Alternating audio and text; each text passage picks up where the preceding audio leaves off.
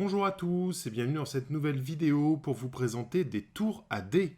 Donc que ce soit pour du jeu de rôle, du jeu de plateau ou du jeu de figurines, on a souvent besoin de lancer des dés et si la table est un petit peu restreinte, on va dire, si l'espace est assez petit, souvent les dés partent un peu n'importe où et c'est un petit peu gênant, voire tombent de la table, ce qui est un peu embêtant. Donc là, on va vous proposer une sélection de différentes pistes à dés, ou tours à dés plutôt, faciles à assembler, qu'on va pouvoir avoir comme ça sur le bord de la table, et qui vont permettre en fait de lancer nos dés sans risquer de renverser une figurine ou un verre de boisson. La première tour à dés que je vous propose, c'est la Dice Tower de Folded Space. Alors Folded Space, ils font des inserts pour les jeux de société dans un espèce de carton plume, donc une sorte de couche de mousse prise entre deux épaisseurs de carton plastifié, qui fait que c'est quelque chose de très léger, résistant au choc, mais bon, si vous marchez dessus, ça s'abîmera, quoi. Voilà. Donc là, on a c'est présenté sous forme d'enveloppe en carton. C'est tout plat quand vous le récupérez. Et on va dépuncher en fait les différents éléments pour pouvoir les assembler. Sur le manuel d'assemblage, c'est précisé quelle étape nécessite de la colle ou non. Donc là, je vais l'assembler juste juste en les emboîtant. Alors je vois qu'il y a des endroits qui ne tiennent pas trop, donc on va venir par la suite les encoller pour renforcer tout ça. Et voilà, donc une tour à dés toute simple, très sobre, facile à assembler, qui se range facilement parce que c'est un pavé. Avec ce petit tiroir, j'aime bien, ça c'est le petit truc que j'aime bien sur cette pièce, c'est-à-dire que l'endroit qui va recevoir les dés, en fait, quand vous allez lancer les dés, c'est un petit tiroir qui peut se ranger à l'intérieur, donc vous pouvez même directement mettre vos dés à l'intérieur et transporter la boîte comme ça. Si vous avez collé les éléments du tiroir et quelques morceaux sur la tour pour que la tour tienne bien ensemble, vous risquez pas de renverser vos dés, etc. Et au moment de jouer, hop, on sort le petit tiroir, on lance les dés, c'est impeccable. Donc voilà, donc c'est plutôt sympa comme tour, c'est vraiment très accessible en termes de prix, facile à monter et ça se range facilement. Le modèle suivant est la Dice Tower Galaxy Portal. Alors c'est juste un exemple parmi toute la gamme, c'est la gamme de e-Raptor. Qui fait pas mal de découpes laser pour du jeu de plateau, donc pour faire des rangements de boîtes, pour faire des tours à dés comme là, ou des tokens, des pions, etc. pour différents jeux. Donc là, on va être sur une tour à dés qui est en MDF avec un motif imprimé thématique comme ça, Galaxy Portal, un petit peu SF, Cyberpunk. Euh, donc voilà, c'est directement imprimé dessus. Ça s'assemble facilement, ça ne nécessite pas de colle et le design est plutôt sympa. Alors j'aurai quelques petits bémols sur cette pièce, notamment le fait de ces grands éléments verticaux qui s'assemblent sans colle, en fait, fait que le tout est un petit peu instable, et il y a des pièces qui tiennent pas vraiment. C'est vrai que j'aurais tendance à vouloir venir mettre un petit coup de colle à certains endroits pour être sûr de la solidité de la pièce. Tout comme vu la difficulté de l'assemblage due tout simplement au design, hein, c'est-à-dire pour avoir ces espèces d'anneaux autour de la structure pour avoir vraiment ce côté SF et tout machin, c'est un peu trop complexe à assembler pour que ce soit une pièce qu'on puisse assembler, désassembler pour pouvoir la transporter facilement. Voilà. C'est un objet qui est assez volumineux une fois assemblé, mais voilà. Après, côté pratique, j'aime bien le petit support. En fait, au niveau de la plateforme supérieure, il y a un plat avant le trou pour lancer les dés, ce qui fait qu'on peut mettre de côté les dés, les ranger de côté pour pouvoir les utiliser. Voilà. Donc, ça s'assemble facilement. Faut bien suivre le schéma. Je me suis trompé 2-3 fois en fait parce que j'avais pas vu. Il y a des pièces que je crois identiques et en fait il y a une petite différence dessus. Je les ai pas vues de prime abord. Donc bien suivre le schéma qui est plutôt bien expliqué. Il n'y a pas de souci. Ça s'assemble très vite et c'est tout de suite prêt. En plus avec ce design vraiment très sympa. Et il y a plein d'autres designs dans la collection. Je vous invite à aller les consulter sur le site.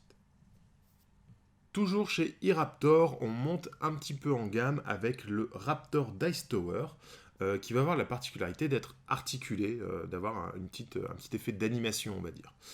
Donc là, on est sur une forme plus générique, plus classique de Dice Tower. Un assemblage beaucoup plus solide que la précédente. J'ai tendance à préférer ce modèle. Et surtout, bah, le petit truc en plus, j'ai envie de dire, qui est rigolo, qui ne sert absolument à rien. Mais qu'est-ce que c'est rigolo?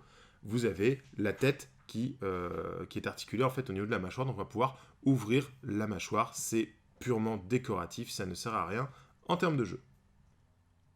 On va désormais passer à mon coup de cœur, vraiment mon préféré dans la collection, les Legendary Dice Thrower. Donc on n'est plus dans des Dice Tower, mais des Dice Thrower. Donc c'est un petit peu le jeu de mots débile. Tout simplement parce ça va être des lanceurs de dés en fait. Là, on va avoir une baliste qui va jeter des dés sur le temple d'Athéna. Alors, le principe, c'est chez Drolab qui font ça.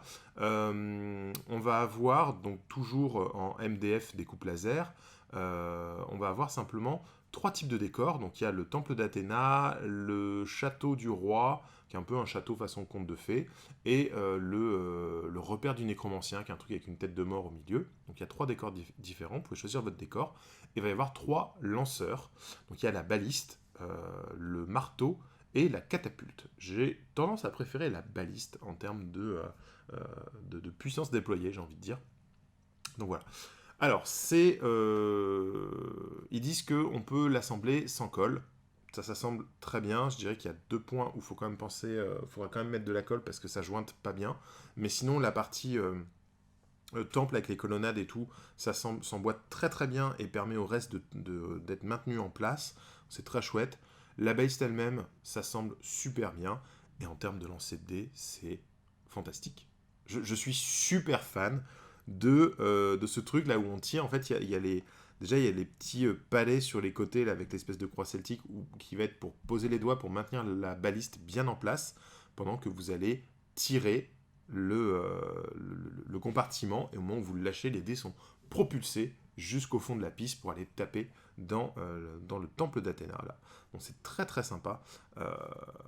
Je dois dire que c'est vraiment mon coup de cœur parce que non seulement on va avoir le côté piste à dés, ça risque pas de sortir de la piste, etc. Mais en plus, il y a le petit côté fun comme ça de vraiment projeter les dés avec un petit peu de violence.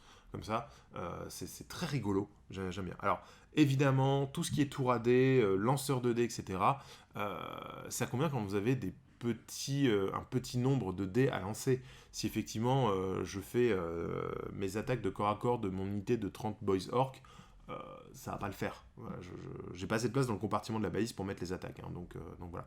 Mais effectivement, pour les jeux de plateau, jeux d'escarmouche, où il n'y a pas beaucoup de dés à lancer, pour le jeu de rôle aussi, beaucoup, c'est très rigolo, très sympa. Et j'aime beaucoup, moi, ce truc de la balise de tirer pour lancer.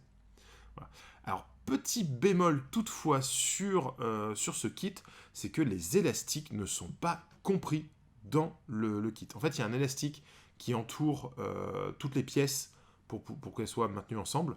C'est pas l'élastique dont vous avez besoin pour tirer, parce que là, il faut 2 petits élastiques sur la baliste, et si vous utilisez le gros, en fait, il est trop lâche pour que ça puisse marcher. Donc voilà, alors personnellement j'ai pris des petits élastiques de bracelets, ces trucs qui sont très à la mode là, de faire des espèces de tresses de bracelets avec des petits élastiques engoncés les uns dans les autres. Voilà, c'est la parfaite taille en fait ces élastiques là pour mettre sur la baliste. Et ça va être le cas aussi pour le marteau et la catapulte. Il vous faudra aussi rajouter un élastique, mais c'est des élastiques un peu plus classiques, élastiques de bureau sur les autres modèles. Mais outre ce fait, je suis tellement fan en fait du rendu de cette baliste là qui tire les dés, qui propulse les dés comme ça. C'est tellement rigolo que c'est pas grave pour les élastiques quoi. Je vais les chercher et je les mets dedans.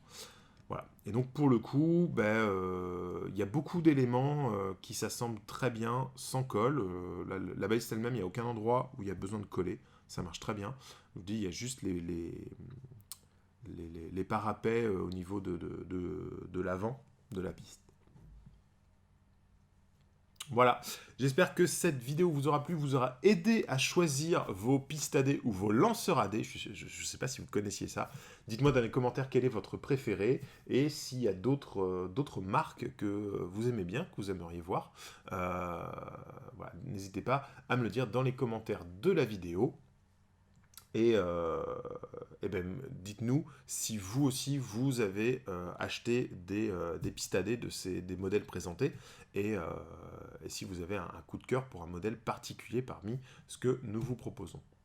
Voilà, je vous dis à très bientôt pour de nouvelles vidéos et en attendant, jouez bien!